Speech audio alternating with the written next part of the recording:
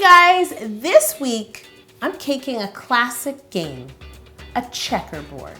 Have you ever played checkers on a checkerboard you could eat? That's the question. To make my checkerboard cake, I baked 10 pounds of my ultimate vanilla cake dyed red and 10 pounds of my ultimate chocolate cake dyed black. If this video does well, can you also do a backgammon from cake? Backgammon? Yeah, I could. Okay, guys, it's your choice. What board game do you want to see me cake next? Leave a comment below. If they say Monopoly. I've made Monopoly before. You did? Yeah. How many years did that take? Forever. Basically what I want to do is cut the red cake and the black cake into cubes so the inside of the cake also looks like a checkerboard. Oh, sweet. I know. It was sweet. It's cake. And here I go with my ruler and my serrated knife. Now it's time for me to simple syrup all of this cake. I've left the cubes together for now, so all the red cubes are together and the black cubes are together, and I'm just gonna simple syrup them. Sir Squeeze was like, what's going on here? You've never done this before. I'm like, just relax and do your job. Now I have to assemble my cubes onto my cake board in the pattern of a checkerboard. I glued down my cubes with a little bit of Italian Meringue Buttercream. I just put it in a piping bag and I piped a dot onto the board. And this just keeps the cubes in place as I'm building up the checkerboard. I lined up all the cubes and it already looks like a checkerboard, so thanks for watching.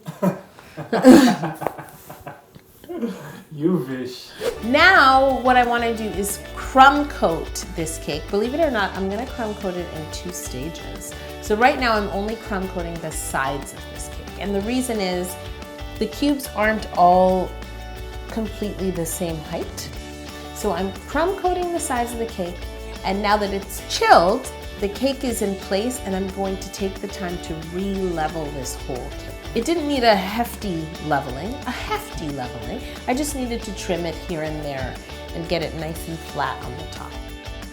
And now I can crumb coat and chill the whole cake. Once my crumb coat is chilled, I can ice the cake again with Italian Meringue Buttercream. You can use a bench scraper to help you get it nice, and you want those nice straight sides. I mean, it's gotta be square, that's for sure. While my cake is chilling, I'm going to roll out some fondant into sheets. So I'm gonna roll out some red fondant and some black fondant. I wanna make sure I roll out my fondant to this same thickness. So just pay close attention to how you're rolling out your fondant. How will you? You will get there. There's footage. You're gonna see a lot of footage. Yeah. Now I need to roll some more black fondant because the sides of the cake will be covered in black bands. So make sure you know the dimensions of your cake and roll out the black fondant so that it's definitely long enough to cover the sides. This fondant you can roll a little bit thicker than the red and black that we rolled for the squares. Now I'm gonna take my black fondant, measure the sides of my cake, so I measure the length and I measure the height, and I'm gonna cut 4 long bands of fondant to fit the sides of the cake. Now I want to add these bands to the side. I like to add 2 opposite sides first, smooth the bands on, and then I use a sharp paring knife to cut the fondant flush to the sides of the cake, and then I turn the cake and I cover the other 2 sides and repeat the same thing. What's your favorite board game? Is it checkers?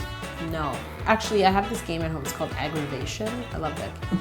It doesn't sound like it. I know. I don't like things that are aggravating, yet I like a game called Aggravation. What's your favorite board game, guys? Leave a comment below. Well, I'm guessing it's going to be whatever you suggested I cake earlier. Now that all 4 sides of my cake have been covered in black fondant, it's time to level the top of the cake. So you'll find when you measure the height of your cake, even though it looks level and even to your eye, maybe one side is like a tad bit higher. So I always cut my bands to the highest point, and then at this point, I just fill in the top with Italian Meringue Buttercream to make it level and just flush. Nothing makes me happier than doing this.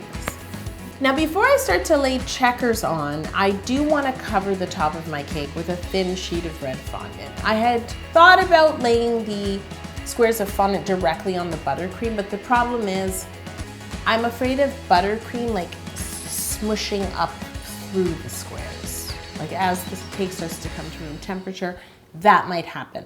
The next thing I need to do is mark a grid onto the top of this cake. Mark in both directions, every 2 inches or whatever your squares worked out to be. The checkerboard that I have actually has these like thin goldish lines between, of course, gold. I'm gonna roll out some dull yellow fondant. Yes, dull yellow. I don't want the gold to be too brilliant. I want it to look like it's because board games are paper. So I don't want it to look like, you know, it's like a checkerboard from the Vatican. It's just paper. So now, very carefully, I'm gonna cut really thin strips, like an 1/8 of an inch. This is so hard to do.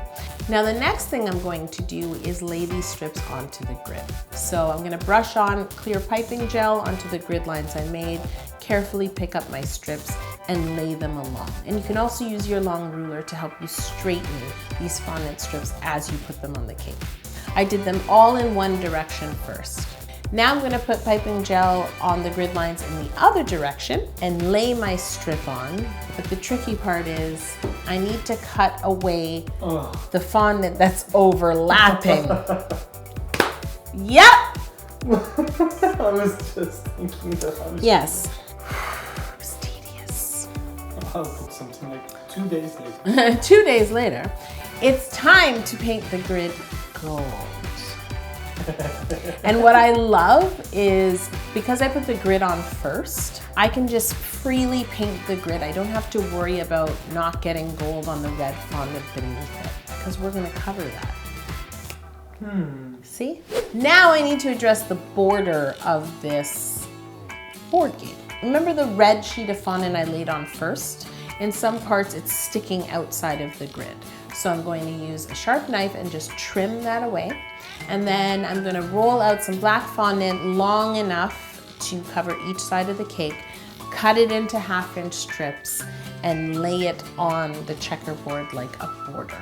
Can we do something with Dungeons and Dragons? I don't know anything about Dungeons and Dragons, so you did show me those weird dice you have. Yeah, you could do them gigantically. In the meantime, while it's drying, I can pull out my sheets of red and black fondant and cut squares.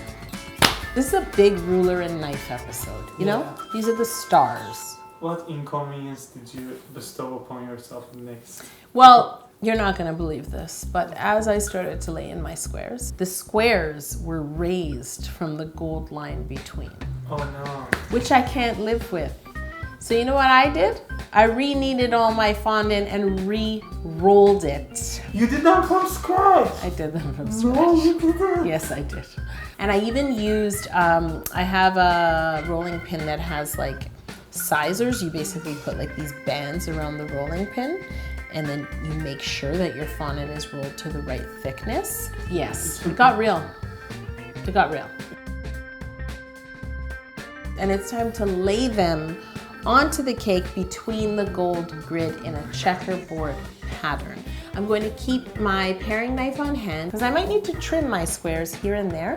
And of course, I'm dabbing on a little bit of clear piping gel onto the surface to keep the square in place.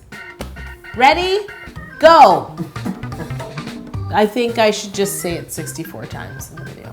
Lay down a black square, lay down a red square, lay down a black square, lay down a red square. Just keep repeating. There's no way I'm gonna say. So, now it's a checkerboard. Oh, you know what it needs? Checker pieces. Yeah, very important. We can't even play yet. To make my checker pieces, I found a checker piece mold. It's a chocolate mold, and I have red and black candy melts. Now I'm gonna melt my red and black candy melts, not together, a bowl of red, a bowl of black, and I'm going to pour them into, I like to use a disposable piping bag when I do this. You can let it set at room temperature. If it's a little warm in your kitchen, you can pop it in the fridge for a while, and then you could just turn it over and pop the pieces out. Do you know what it's time for? Eating the cake? No, more importantly. Playing the cake. That's right. So I challenged Cody to a game of checkers. And before I show you who won, don't forget new subscription items are here. This month we're celebrating a new year and a new decade. It's time to take some whisks. Yes, I'm a whisk taker. Kick off the new decade in this tea with this month's Cake Tea Club. You'll also get a luscious lip butter with your order. And Sprinkle Service members are getting this special blend to prepare them for Valentine's Day. Sprinkle some love. There's little lip-shaped sprinkles in this blend. If you're a deluxe member, of course, you get all those things. You can join the club at howtocakeit.com. Go ahead, take a whisk. So who won? Cody annihilated me. Yep. Your mind was probably tired. My mind went, exactly, I wasn't going in fresh. Exactly. You're right. Please subscribe to this channel. There's even more cakes coming up every single week. And hit the bell. This is the queen.